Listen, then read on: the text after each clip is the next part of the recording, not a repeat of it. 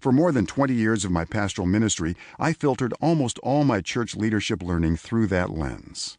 After all, that's what the church leadership books and conferences were teaching me. Some of those principles worked for me and my church, but most did not. Virtually everyone I went to for help was giving me answers through that same lens. When many of their can't-miss principles kept missing, I got more and more frustrated.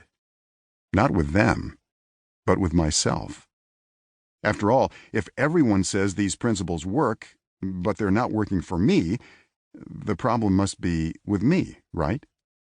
Certainly many of those shortcomings land on my shoulders, but something else is going on too. So I started searching and asking questions that felt awkward, even a little rebellious. What if there's another answer, besides getting bigger?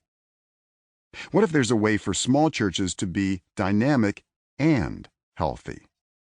What if, instead of helping our churches be more effective, pushing them to get bigger is actually stealing time, energy, and resources from other ideas that might actually make us more effective at the size we are right now?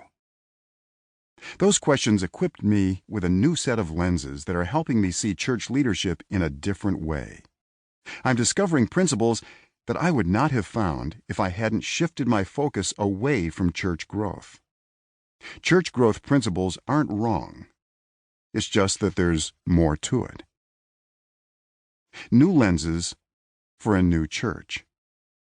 This book is my attempt to organize and present some of the more foundational and universal small church principles I've learned. Through these new lenses, we can start seeing church health not as a means to growth, but as a means to effectiveness.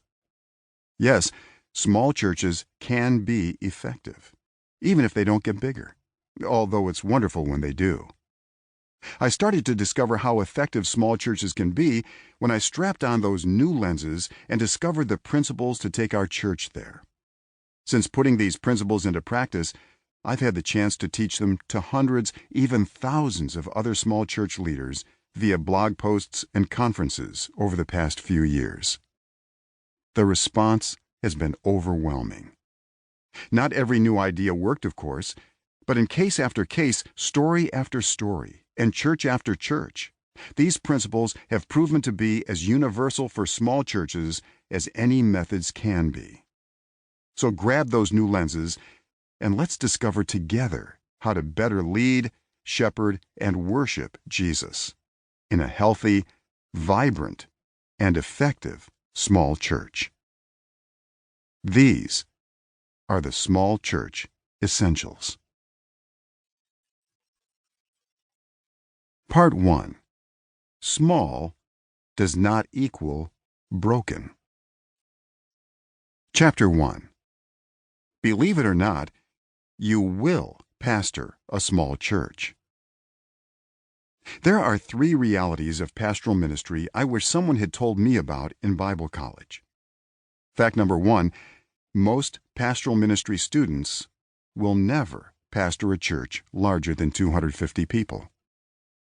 Fact number 2, virtually all of us will pastor a small church for at least some time in our ministry.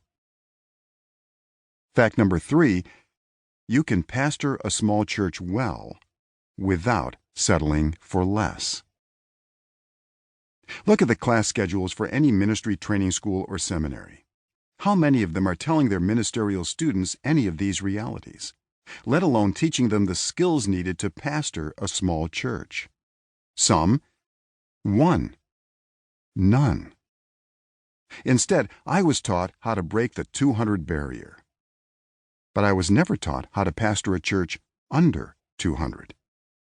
I also was never told that this would likely be the way I'd spend most, if not all, my ministry years. Still today, ministry students are taught how to get through 200, but not how to pastor well under 200. Fact number 1.